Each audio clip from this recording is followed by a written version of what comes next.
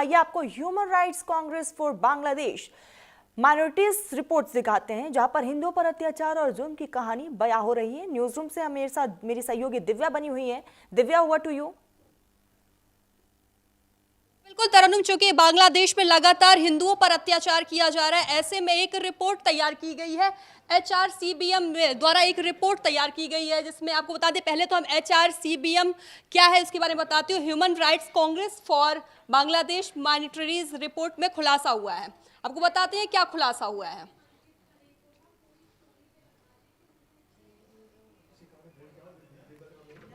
आपको बताया, बांग्लादेश में ईश निंदा के नाम पर हिंदुओं पर अत्याचार किया जा रहा है। खुलासा हुआ है कि बांग्लादेश में ईश निंदा के नाम पर हिंदुओं पर लगातार अत्याचार किया जा रहा है। साथ ही आपको बताएं, जून से दिसंबर 2025 के बीच 71 मामले दर्ज किए गए, कुल 71 मामले दर्ज किए गए। आपको बताएं, जिसमें जून से दिसंबर इन बीच में जो 71 मामले दर्ज किए गए हैं, हमले के लिए हर बार एक ही तरह का तरीका अपनाया गया है। हर बार एक ही तरीका अपनाया गया है हमला करने के लिए। आपको बताया, इस रिपोर्ट में भी खुलासा हुआ है कि हर बार जितने बार हमले हुए हैं, एक ही तरीका अपनाया गया है। ईश निंदा के आरोप डर फैलाने और अल्पसंख्यकों को दबाने का हथियार है। साथ ही आपको बताया, सोशल मीडिया अल्पसंख्यकों पर हिंसा का हथियार होता है। खुलासे में भी बताया गया है कि सोशल मीडिया अल्पसंख्यकों पर तो वही ये घटनाएं देश के 30 से ज्यादा जिलों में फैली हुई हैं। तो बताया, जहां बांग्लादेश के 30 से ज्यादा जिलों में ये घटनाएं फैली हुई है, खुलासा किया गया है कि 30 से ज्यादा जिलों में ये घटनाएं फैली हुई हैं। साथ ही आपको बताते हैं, जहां अल्पसंख्यकों को निशाना बनाने का एक चलन बनता जा रहा है। लगातार अल्पसंख्यकों को निशाना बनाया जा रहा है, एक चलन चलता जा रहा है। आपको बताया, ऐसे में हिंदुओं के मोहल्ले में तोड़फोड़ की जाती है। लगातार हिंदुओं के मोहल्ले में, जहां हिंदू रहते हैं वहां पर लगातार तोड़फोड़ की जाती है। साथ ही आपको बताया, भीड़ हिंदू घरों और दुकानों पर हमला कर देती है। फिर हिंदू की दुकान हो या घर हो, लगातार भीड़ उन पर हमला करती है। लगातार उन पर हमला किया जा रहा है। आपको पता है, लगातार हिंदुओं को जला दिया जाता है। ऐसे में क्या प्रशासन अल्पसंख्यकों की सुरक्षा कर पा रहा है या नहीं? बड़ा सवाल है कि क्या प्रशासन जो अल्पसंख्यक लोग हैं उनकी सुरक्षा कर पा रहा है या नहीं। तो बताएं, हिंदुओं के गांव पर सबसे ज्यादा भयानक हमला किया जाता है। जहां आपको बताया, फेसबुक पोस्ट के बाद लगातार सामने आ रहा है, उनके घरों में लूटपाट हुई है और उनमें आग लगा दी गई है। हिंदुओं के जो घर हैं उन पर लूटपाट की गई है और आग लगा दी गई है। साथ ही आपको बताते हैं, ये घटना अल्पसंख्यकों पर हुए सबसे क्रूर हमलों में से एक है। ये जो घटना हुई है अल्पसंख्यकों पर सबसे ज्यादा क्रूर एक घटना है। आपको बताया, साथ ही शल्ला सुनामगंज में 400 से ज्यादा परिवारों को निशाना बनाया गया है। हिंदुओं के 400 से ज्यादा परिवारों को निशाना बनाया गया है। साथ ही आपको बताया, उनके घरों को लूटने के बाद तोड़फोड़ किया गया। पहले उनके घरों को लूटा जाता है, फिर उनका तोड़फोड़ किया जाता है। फिर कहीं ना कहीं ऐसे हिंदू होते हैं जिनको जिंदा जला दिया जा रहा है। साथ ही रंगपुर के गंगाछरा में 17 साल के हिंदू किशोर पर आरोप लगाए। बताया आपको, जहां रंगपुर के गंगाचार में 17 साल का जो किशोर है उस पर आरोप भी लगाए गए हैं। पहले आरोप लगाए, बाद में 22 अल्पसंख्यकों के घर तोड़े गए। तो बताया आपको, पहले उन पर आरोप लगाया गया, फिर उनके घर में तोड़फोड़ की गई। साथ ही सभी परिवारों को रातों रात अपने घर छोड़कर भागना पड़ा। सभी परिवारों को रातों रात अपना घर छोड़कर भाग जाना पड़ा, क्योंकि डाकोप में मुस्लिम शख्स ने हिंदुओं की देवी काली का अपमान किया। तो बताया, जिसमें खुलासा ये भी हुआ है कि मुस्लिम शख्स ने हिंदुओं की देवी काली का अपमान भी किया है, लेकिन गिरफ्तार हिंदू पक्षकार पुरबायन मंडल को किया। वो बताया कि लेकिन गिरफ्तार जो है हिंदू पक्षकार पुरबायन को किया। साथ ही असली आरोपी पर कोई एक्शन अभी तक फिलहाल लिया ही नहीं है। जो असली आरोपी उस पर कोई एक्शन ही नहीं लिया गया है। साथ ही आपको बताया, खुलासे में ये भी सामने आया है कि एकदम से भीड़ इकट्ठा होती है, उसके बाद हिंसा की जाती है। पहले एकदम से भीड़ अचानक से इकट्ठा हो जाएगी, फिर उन पर हिंसा की जाती है। साथ ही आपको बताते हैं, पुलिस अल्पसंख्यक को बिना पुख्ता जांच के हिरासत में लेती है। सबसे बड़ी चीज, पुलिस बिना जांच के ही अल्पसंख्यक को हिरासत में ले लेती है, बड़ी बात है। तो बताएं, ऐसे में फिर अल्पसंख्यकों को घरों गांव पर हिंसक हमले होने लगते हैं। तो बताएं आपको, जहां फिर अल्पसंख्यक घरों पर गांव पर हिंसक हमले होने लगते हैं। अल्पसंख्यक परिवारों को धमकी भी दी गई। अल्पसंख्यक परिवार जो है उनको धमकी दी जाती है, फिर उन पर तोड़फोड़ की जाती है। दिव्या, और ऐसे में आपने ये तमाम रिपोर्ट को समझाया कि किस तरीके से वहां पर बार बार माइनॉरिटीज पर हमला किया जा रहा है, और उसका असर जो है हिंदुस्तान पर भी देखने को मिला कि हिंदुस्तान के कई ऐसे राज्य हैं, कई ऐसे प्रांत हैं जहां पर लोग खुलकर सामने आए, सड़कों पर आए, क्योंकि हिंदुओं पर अत्याचार हो रहा है। तो यहाँ हिंदुस्तान में इस चीज़ को बर्दाश्त नहीं किया जाएगा। खास मेहमान हमारे साथ लगातार बने हुए हिमांशु सिंह, एच.एस. रावत और अरविंद जी हमारे साथ लगातार बने हुए। अरविंद जी, मैं आपके पास ही आऊंगी। एक पैटर्न का इस्तेमाल किया जा रहा है, क्या वाकई हिंदुस्तान के खिलाफ एक साजिश रची जा रही है, और क्या आपको भी ऐसा लगता है इसके पीछे विदेशी ताकतें काम कर रही हैं? बिल्कुल तरन्नुम जी, विदेशी ताकतें काम कर रही है। ये बार बार बहुत सारे जो स्कॉलर्स हैं वो अलग अलग प्लेटफॉर्म पे बोल चुके हैं। और ऐसे में देखिए, सिद्दीकी साहब जैसे जो लोग हैं जो मुस्तफिजुर रहमान के बहाने जो शाहरुख खान साहब के जो बिजनेस के जो लालच है उनको जब सपोर्ट करते हैं, तो रावत साहब पूरा प्लेटफॉर्म एक्वायर कर लेते हैं और संदेश ये जाता है कि यहाँ के जो मुस्लिम्स हैं वो बिल्कुल बांग्लादेश के साथ है, जो कि मुझे लगता है कि जो उनके आंतरिक सुरक्षा उन सब चीजों के लिए ठीक नहीं है, और इससे देश को काफी बड़ा नुकसान होता है। और विदेशी ताकतें हैं वो अपना यहाँ अड्डा बनाने के लिए तैयार है। सबसे बड़ी बात यह है कि चीन और अमेरिका का तो हम अक्सर उल्लेख करते हैं। आपको ये याद होना चाहिए कि तुर्की जैसा देश वो भी दक्षिण एशिया में अपने पांव पसार रहा है, और अभी तक हम यहाँ घरेलू राजनीति से ही बाहर नहीं निकल पाए हैं। अगर ऐसा होता रहा तो अच्छा, अमेरिका ने एक हमेशा सेकंड वर्ल्ड वॉर के बाद में ये तय कर रखा था कि जो अमेरिकी जो उपमहाद्वीप है उसकी तरफ अगर कितनी भी ताकतवर महाशक्ति क्यों ना हो, हम उसको आने नहीं देंगे। और हमें पता है कि सेकंड वर्ल्ड वॉर से पहले इंग्लैंड दुनिया का सबसे ताकतवर देश था, फिर बाद में अमेरिका और रूस काफी ताकतवर देश हो गए जो सोवियत संघ था। अगर हम वैसे ही स्ट्रेटजी और लॉन्ग टर्म प्लान के साथ अगर यहाँ आंतरिक शांति और खासकर हमारे देश के जो अल्पसंख्यक हैं उनमें सुरक्षा की भावना को स्थायी रूप से बना के अगर हम आगे नहीं बढ़ेंगे तो डेवलपमेंट बहुत दूर का सपना रह जाएगा। हमारे दुश्मन जो हैं वो लोग हैं जो कि आंतरिक सुधारों के खिलाफ है, जो सामंतवाद को छोड़कर अब जो नए सामंत हैं कॉलोनियल पीरियड के बाद में जो मॉडर्न सामंत है, अगर उनको आप नहीं पहचानेंगे, यहाँ आंतरिक सुधारों पे जोर नहीं देंगे, बहुत सारे मसले हैं, अगर उनकी तरफ ध्यान नहीं देंगे तो लॉन्ग टर्म में हमारे देश को बहुत बड़ा नुकसान होने वाला है। और ये है कि जो हमारे सपने हैं वो सपने ही रह जाएंगे। इन सब चीजों को एक तरफ रख के मुझे लगता है कि मूल मुद्दा क्या है। ठीक है हिमांशु जी, मैं आपके पास आऊंगी, क्योंकि अरविंद जी ने कहा कि अगर हम लॉन्ग टर्म नहीं सोचेंगे तो जाहिर है कि हिंदुस्तान को काफी ज्यादा चैलेंजेस से फेस करना पड़ेगा।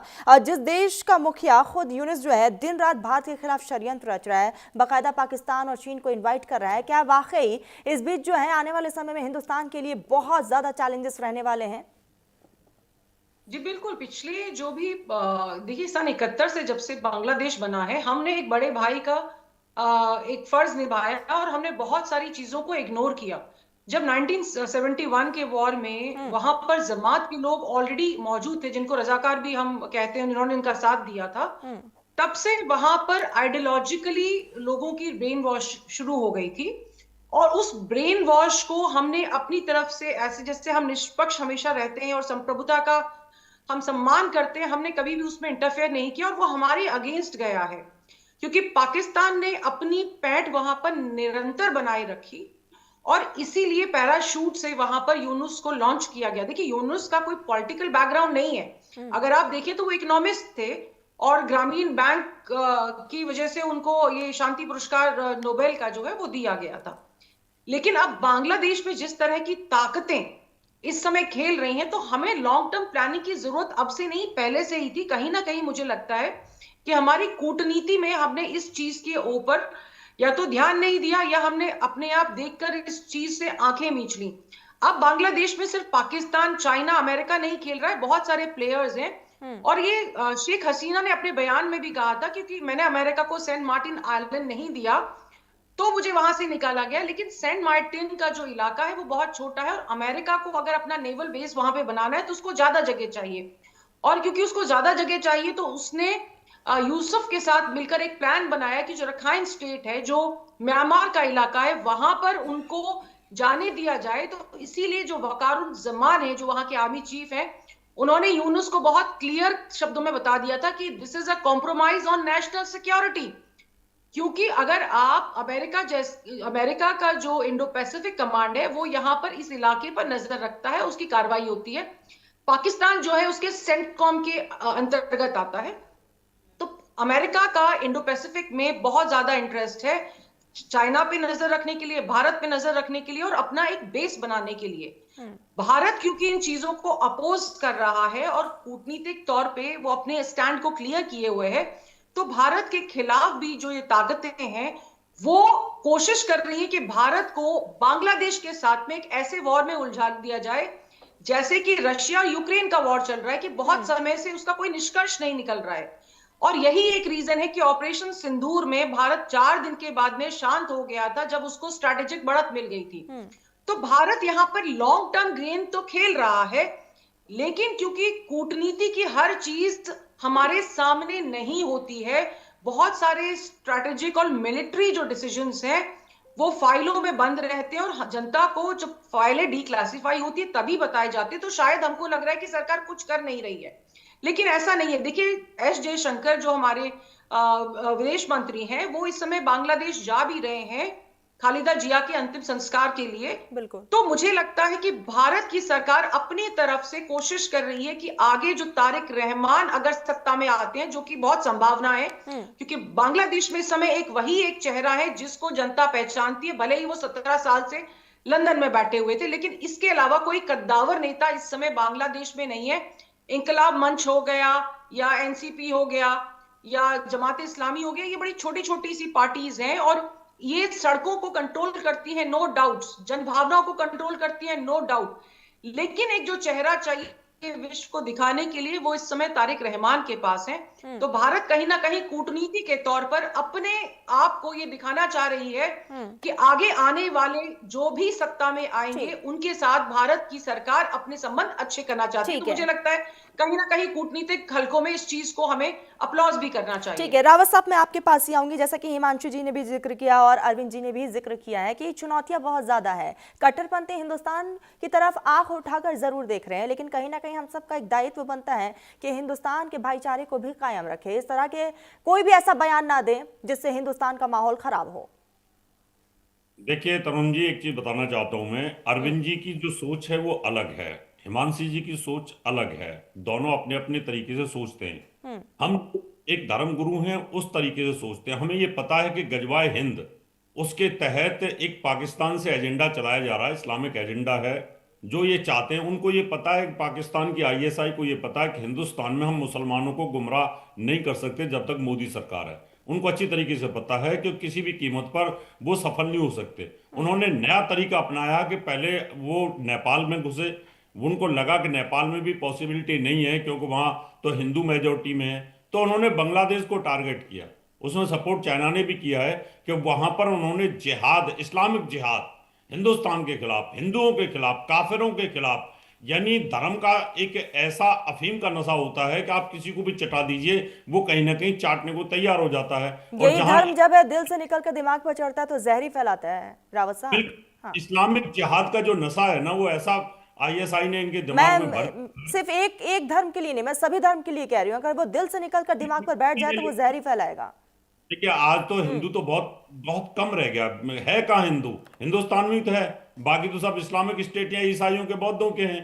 तो इसलिए इसको खत्म करने की प्लानिंग के तहत बांग्लादेश में उपद्रव कराया गया है। अब बांग्लादेशी जो जिहादी लोग हैं उनकी दिमाग में इस तरह से भर दिया गया है ये कि इन जितने भी हिंदू हैं, बौद्ध हैं, इनको यहाँ से निकालिए तो इस्लामिक स्टेट बन जाएगा, जैसे कि पाकिस्तान बना हुआ है। तो हिंदुस्तान को दोनों तीनों चारों तरफ से परेशान किया जा सकता है। जबकि चाणक्य ये कहता है कि कभी भी पड़ोसी से ही हमेशा खतरा रहता है, पड़ोसी कभी साथ हो ही नहीं सकता। कोई भी राज्यों की सीमा देखे पड़ोसियों में आपस में तनाव रहता है। तो हमें कहीं ना कहीं बहुत ठीक है रावत साहब, माफी के साथ रोकना चाहूंगी। इसी बीच एक बहुत बड़ी खबर सामने आ रही है, करनी सेना ने दी शाहरुख खान को धमकी। ये बड़ी खबर इस वक्त की, आपको बता दें कि करनी सेना ने शाहरुख खान को धमकी दी है। आपको बताते चले कि लगातार इस तरह की कई धमकी अब तक शाहरुख खान को मिल चुके हैं। मुस्तफिजुर रहमान को खिलाया तो मैदान में मारेंगे, ये धमकी दी गई है। मुस्तफिजुर और शाहरुख दोनों को मारेंगे।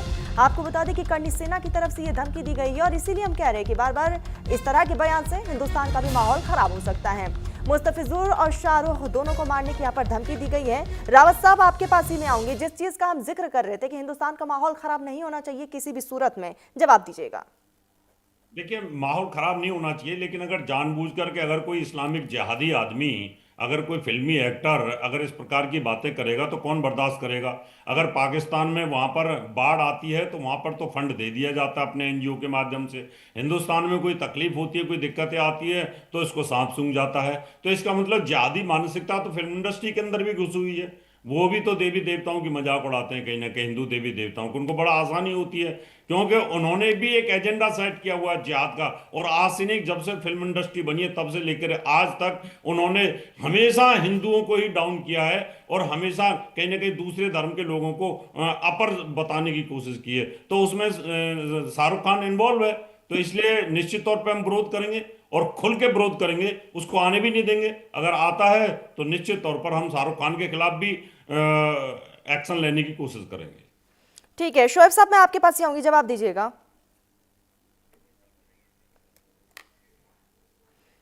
आऊंगी मैं शोएब साहब आपके पास। और ऐसे में हम देख रहे हैं कि लगातार किस तरीके से बयानबाजी का दौर शुरू हो चुका है। शाहरुख खान को धमकियां मिल रही है। एक स्पेशल रिपोर्ट आपको दिखाते हैं कि आखिर ये पूरा मामला है क्या, उसके बाद चर्चा भी करेंगे।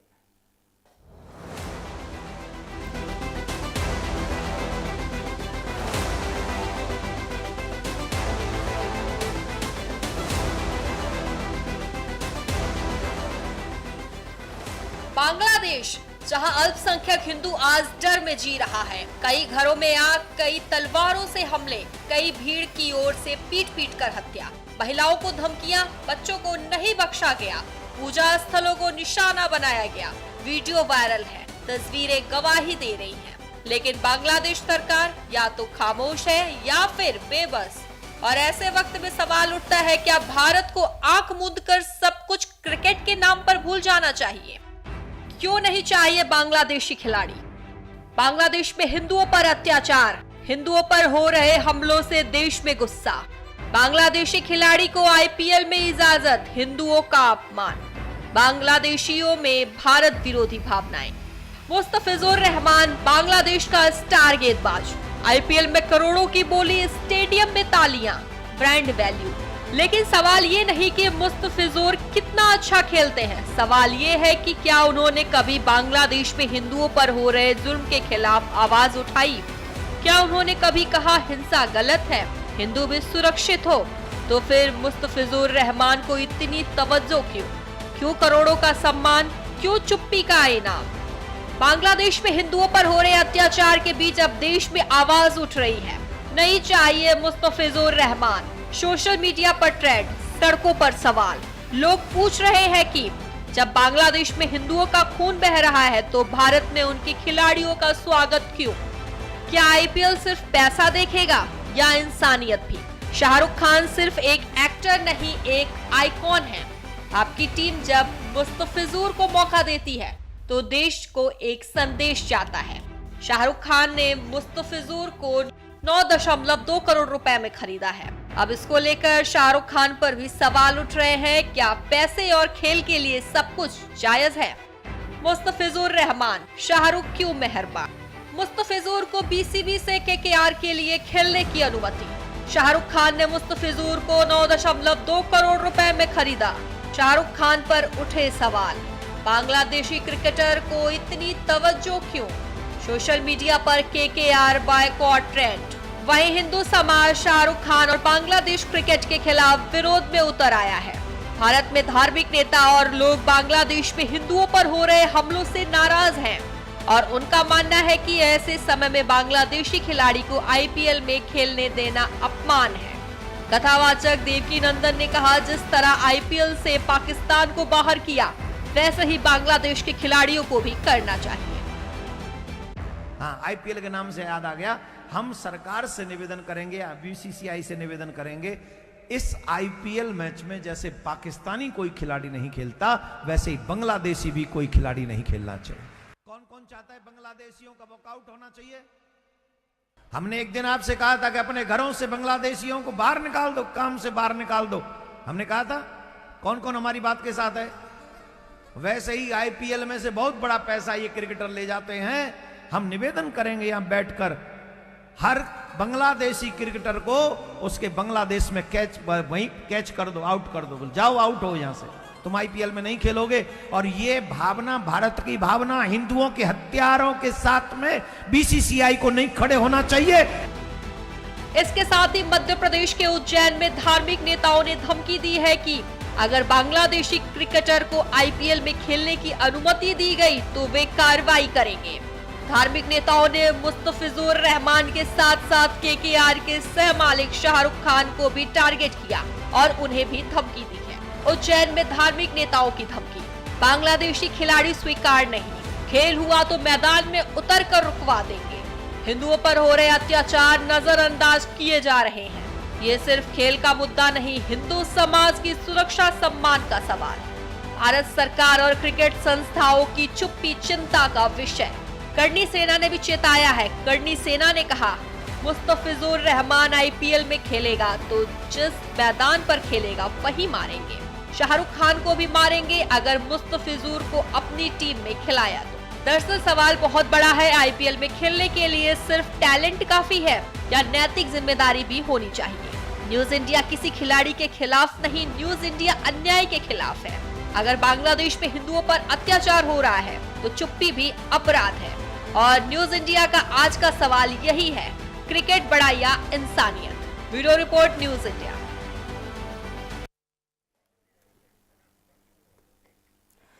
तो चलिए हमारे साथ मेहमान लगातार बने हुए। शोएब साहब, मैं आपके पास ही आऊंगी। हिंदुस्तान का माहौल किसी भी सूरत में खराब नहीं होना चाहिए और लगातार हम उसको लेकर चर्चा भी कर रहे हैं। रावत साहब की तरफ से भी इस बात का जिक्र किया गया कि मुस्तफिजुर रहमान जिस भी मंच पर खेलेंगे, जहां भी खेलेंगे, शाहरुख खान को भी पीटा जाएगा, उनको भी पीटा जाएगा। शोएब साहब, आपकी आवाज हम तक नहीं पहुंच रही है, ऑडियो अनम्यूट करिएगा। हाँ, मैं ये कह रहा, आज आवाज आई मेरी? आपके आ रही है। करण जी, मेरी गुजारिश रहेगी, जिस तरह आपने सभी मेहमानों को सुना, बिल्कुल आपको भी तो उस तरह मुझे सुन लिएगा। क्योंकि होता क्या, बात में बीच में अगर आप बात काट देंगी तो वो बात में आ नहीं पाती है। मैं पहले रावत जी की बात कर दूं, क्योंकि रावत जी मेरे गार्जियन है, मैंने हमेशा उनको सम्मान किया, करता रहूंगा। रावत जी मेरी बात को समझ नहीं पाए थे, मैं उनसे माफी भी चाहता हूं। देखिए, सबसे पहले जो है मुल्क है, मुल्क के बाद ही कोई चीज है। और रावत जी जानते हैं कि मैंने हमेशा इंसाफ की बात करी, चाहे अदालत हो जंग का मैदान। देखिए, यहाँ पे जो बात बांग्लादेश की आ रही है, मैंने बराबर इस पे मैं डिबेट दे रहा हूँ कि बांग्लादेश का हाल आप देखिएगा पाकिस्तान से बदतर होगा। मैंने पहली बात आपसे बात कही थी। और जो रहमान साहब आए हैं, हम लोग को उम्मीदें बहुत है, लेकिन रहमान साहब 17 साल के बाद इसलिए वापस आए हैं कि अगर वहां पर वो जीत गए और वजीर आजम बन गए तो वो रहेंगे, वरना वो फिर इंग्लैंड वापस चले जाएंगे। तो हमें इंतजार नहीं करना है। मैंने पहले बात कही थी कि मेरा हिंदू भाई राम है और मैं लक्ष्मण हूं। मेरा ये कहने मतलब नहीं था कि उसको खिलाइए या उसको ना हटाइए। मैंने एक बात कही कि हमारे मुल्क के वजीर आजम उस पर नजर रखे हुए हैं। मैंने 2 दिन पहले डिबेट भी बात पे कही थी कि जिस तरह मैंने पाकिस्तान को धूल चढ़ाया, बंगाल पे, बांग्लादेश पे मैं एक्शन ले लूं या मैं उनसे बात करूं। वहां पे बड़े 2 लीडर हैं और जो इस वक्त प्रधानमंत्री है वो काट कर लू है। तो प्रधानमंत्री को चाहिए कि फौरन वहां पे एक्शन ले, उनसे बात करें। पहले तो मुझे अटैक वाली पोजीशन पर, यह डिफेंस की बात हो रही है और खिलाड़ी है, शाहरुख खान से बात की जाए। और फिर यहां पर अगर शाहरुख खान नहीं मानेंगे तो जाहिर सी बात है मुल्क पहले बड़ा, उसको हटाया जाएगा। तो मैंने यही बात कही कि एक वहां पे हिंदू पहले पीट पीट के मार दिया गया, फिर जला के मार दिया गया। मैंने उस पर डिबेट आपके यहाँ भी थी, रावत सर बैठे भी थे। मैंने कहा पहले मुल्क है, और मैं रावत जी आपसे कह रहा हूं सर कि मैं मुल्क के साथ हूं। मुल्क के लिए अगर शुएब भी खतरा बनेंगे तो शुएब को भी मिटा दिए आप, क्योंकि मुल्क पहले है। मैंने हमेशा कहा कि हिंदू दिखाई दे, कि मुसलमान दिखाई दे, आखिर तरह से के इंसान दिखाई दे, लेकिन मेरे मुल्क के वजीर आजम नरेंद्र मोदी से गुजारिश है कि आप बांग्लादेश पे सख्ती से पैरवी करिए। अब जिस तरह वहां लोग कह रहे हैं सिक्योरिटी नहीं मिल रही है, मैंने पहले ही कहा कि वहां मेरे हिंदू भाई लाखों में, हजारों में, अगर वहां पे लोग चाहें तो उनको सिक्योरिटी मिल सकती है, लेकिन वो सिक्योरिटी नहीं दे रहे। तो इस पे हमारे मुल्क के वजीर आजम को सख्ती से पेश आना पड़ेगा। और ये जो खिलाड़ी है, इनकी कोई हैसियत ही नहीं है। मैं उस बात को नहीं कह रहा हूं, वो दूसरे रावत जी मेरी दूसरी बात को ले चले गए थे। मेरे बड़े भाई हैं, अगर मेरी उनको कोई बात दूसरे अंदाज से लगी तो मैं उनसे माजरत करता हूं आपके चैनल से। मेरा सिर्फ ये कहना है कि शाहरुख खान से बात की करनी चाहिए नहीं, शुएब सिद्दीकी बगावत करेगा आपके उससे, कि जो मेरे मुल्क के मेरे हिंदू भाइयों पर जुल्म हो रहा है, तो उनके खिलाफ मैं हमेशा खड़ा रहा, हमेशा खड़ा रहूंगा। कुछ सियासी लोग होते हैं जो रोटियां सेकते हैं जिनको मंदिराम पर आने के लिए बात होती है। मैंने 4-5 दिन डिबेटें बराबर दी, रावत जी के साथ भी डिबेट दी। मैंने मिसाल, जैसे अल्पसंख्यक की आई थी तो मैंने मिसाल पटौदी जी की दी थी या अजहरुद्दीन की दी थी। मेरा मकसद ये नहीं था कि वहां पे जुल्म हो रहा होता रहे, नहीं, जुल्म के खिलाफ आवाज उठाई जाएगी। अब करना यह है कि वहां पे सख्ती से पेश आया जाए, वरना फरवरी में इलेक्शन में भी वक्त है वहां पर, उस बीच में बड़े बड़े हादसे हो जाएंगे। और वहां कौन किसको मार रहा, मैंने आपसे हमेशा कहा था कि देखोगे तो हर मोड़ पे मिल जाएंगी लाशें, ढूंढोगे बांग्लादेश में कातिल न मिलेगा। तो वहां पर आपस में ही लड़ रहे हैं पाकिस्तान की तरह। तो हमारे मुल्क के वजीर आजम को चाहिए कि वो सख्ती से वहां पे बिल्कुल, पेश सरकार को आवे, चाहिए कि इस क्योंकि पर वहां देखिए खालदा जिया, ठोस कदम उठाया देखिए जाए। आऊंगी रावत, आऊंगी आपके पास, शोएब साहब आऊंगी। रावत साहब आपसे जवाब भी लूंगी, लेकिन आपको कुछ तस्वीरें दिखाते हैं। और ये तस्वीर जो है वो बांग्लादेश की है, जहां बांग्लादेशियों में हिंदुओं के लिए नफरत साफ तौर पर दिख रहा है। और ये पहली बार नहीं है जब किसी बांग्लादेशी प्रशासक ने सोशल मीडिया पर भारत को निशाना बनाया हो। इससे पहले 2015 में जब भारत तेज गेंदबाज मुस्तफिजुर रहमान का सामना करने में संघर्ष कर रहा था, तब एक बांग्लादेशी अखबार ने भारतीय खिलाड़ियों के आधे मुंडे हुए सिर की तस्वीर प्रकाशित की थी, ताकि मुस्तफिजुर रहमान की कटर गेंदों के यहाँ पर दुष्प्रवण को दिखाया जा सके। और ऐसे में ये तस्वीरें भी आपको दिखा रही कि इससे आप अंदाजा लगा सकते हैं कि बांग्लादेशियों में हिंदुस्तान के खिलाफ कितना ज्यादा नफरत है और किस तरीके से हिंदुस्तान के खिलाफ षड्यंत्र भी रचा जा रहा है। खास मेहमान लगातार बने हुए, रावत साहब मैं आपके पास ही आऊंगी, जवाब दीजिएगा। वो तमाम तस्वीरें भी हमने दिखाया कि किस तरीके से बांग्लादेशी अखबार में हिंदुस्तानी खिलाड़ियों को दिखाया गया 2015 में। देखिए तरुण जी, सबसे बड़ी बात है कि मैंने आपको कहा था ना कि जब धर्म का चश्मा आदमी की आंखों पर लगता है तो कोई भी देश हिंदुस्तान को इस्लामिक कंट्री ये चाहते हैं कि हम किसी भी प्रकार से उसको शरिया में कन्वर्ट करें, और ईसाई ये चाहते हैं कि हम किसी भी प्रकार से धर्म परिवर्तन करा के हिंदुस्तान को ख़त्म करें। शुरू से सोच रही है, आज से नहीं, 1000 वर्ष की सोच है। लेकिन ये तो सनातन धर्म की मजबूती है, हिंदू धर्म की मजबूती है, जो आज तक वो टिका हुआ है। और इस बात का उसको एहसास है कि हमें टिके रहना है और इन सियासतों के साथ लड़ना है। आज बांग्लादेश इनके हाथ का खिलौना बन चुका है, चाइना का भी खिलौना बन चुका है, पाकिस्तान का भी बन चुका है और अमेरिका का भी बन चुका है। यानी सभी कंट्रियों का खिलौना वो बन चुका है। हमें अपने देश को इस बात को समझना होगा कि ये खिलौना हमें कितना नुकसान पहुंचा सकता है। यही खिलौना पहले श्रीलंका भी बना था, उसने भी हमें कितने तकलीफ दी थी। तो हमारे अड़ोस पड़ोस के जो हैं उन पे ये हाथ डालने की कोशिश करते हैं। भारत पे डालना असंभव है, क्योंकि वो डाल नहीं सकते, क्योंकि भारत अपने आप में बहुत स्ट्रांग है। अब बात आती है कि कोई भी जो देश होता है वो अपनी मजबूती, अपनी ताकत को कैसे शो करता है। रशिया ने शो किया दूसरे विश्व युद्ध के बाद में, अमेरिका ने शो किया अपने आप को, और बाकी के यूरोप के जो कंट्री बीच में वो नीचे आ गए। तो आज हिंदुस्तान को अपनी ताकत को, अपनी मिसाइल पावर को, अपनी चीजों को मजबूत करना पड़ेगा, तब जाकर के आप स्थिर रह सकते हो, यहाँ पर मजबूती के साथ टिके रह सकते हो। अगर आप, हमने भी बहुत शराफत के साथ कि ठीक है आपने एक थप्पड़ मारा, हमने दूसरा गाल कर दिया, इस नीति पे रहेंगे। रावत साहब, अभी हमने अनिरुद्ध आचार्य साहब को सुना। अनिरुद्ध आचार्य ने साफ तौर पर कहा कि हम सरकार से मांग करते हैं, कानून को हम अपने हाथ में नहीं ले सकते हैं। जी रावत साहब। जी, कानून हाथ में लेना पड़ेगा। जब स्थिति ऐसी पैदा हो जाती है कि सरकार के अपने अपने अपने लेवल पर बात करेगी, सरकार करे, लेकिन जहां हमारी भावना आहत होंगी, सरकार से तो बात करेंगे, सरकार नहीं मानेगी तो कानून हाथ में लिया जाएगा, क्योंकि वहां भी तो कानून हाथ में ले रहे हैं ना वो लोग। फिर वही बात हो गई, फिर वही बात है। तो इससे तो हमारे मुल्क की तस्वीर खराब होगी ना, हमारा भाईचारा खराब होगा। आप इस चीज को क्यों नहीं समझ रहे? होत ना प्रीत, बहबिन होत ना प्रीत। जब तक फिर दोबारा से कभी इस तरह की गलती तो नहीं करेगा ना शाहरुख खान। अगर कानून हाथ में लेंगे, शिवसेना कानून हाथ में लेती रही है वहां पर, तो अरविंद जी जवाब दीजिएगा। जी, मुझे ऐसा लगता है कि दरअसल हम ये सारा काम करेंगे तो जितने भी जो हमारे बड़े बड़े जो हिंदू स्कॉलर्स हैं उनका एनर्जी बहुत खराब होगी। सरकार को ये काम करने देते हैं कि वो सारा कंट्रोल करे, सब कुछ ठीक करे, उनको जैसी जो नीति अपनानी है बांग्लादेश के प्रति वो अपनाएं और शाहरुख खान साहब को पाबंद करें, या जो भी करना है, किसी खिलाड़ी को लेना है नहीं लेना है, सरकार करें।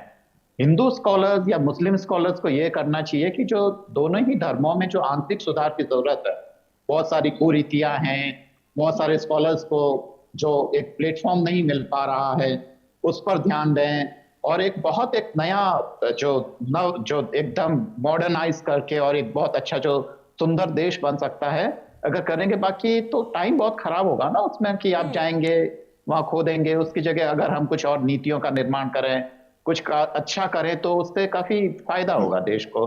बाकी ऐसे ही एनर्जी वेस्ट करेंगे तो एनर्जी तो सीमित होती है ना, वो तो सब खत्म हो जाएगी ना। तरन्नुम जी। हिमांशु जी, मैं आपके पास ही आऊंगी। और मुल्क का माहौल जो है वो बिल्कुल खराब नहीं होना चाहिए, और इसीलिए अब लगता है कि बीसीसीआई और सरकार को सख्त कदम उठाने चाहिए। जी बिल्कुल, मैं आपकी बात से सहमत हूं। देखिए, जब एक खिलाड़ी के चयन से राष्ट्रीय हित टकरा रहे हो तो निश्चय ही एक बहुत संवेदनशील मुद्दा बन जाता है। और देखिए, बयानबाजी से ना किसी की जान नहीं बचाई जा सकती है। बयानबाजी सिर्फ कागजों तक सीमित रहती है, लेकिन जब तक कार्रवाई ग्राउंड पे नहीं होती है तब तक हमें उसके रिजल्ट नहीं मिलते हैं। तब तक लोग जलते रहेंगे, मरते रहेंगे। तो हमें जरूरत है इस समय कि एक सरकार की तरफ एक आवेदन दिया जाए कि भाई आप कार्रवाई करें। और जो मैं बहुत क्लियर हूं कि जैसे मैंने कहा कि एस जयशंकर अगर बांग्लादेश जा रहे हैं तो सिर्फ वो अफसोस ही नहीं जाहिर करेंगे, डेफिनेटली वो कंसर्न अपना जताएंगे कि जो जिस तरह की हरकतें वहां पर की जा रही हैं माइनॉरिटीज के खिलाफ, उस पे लगाम लगे।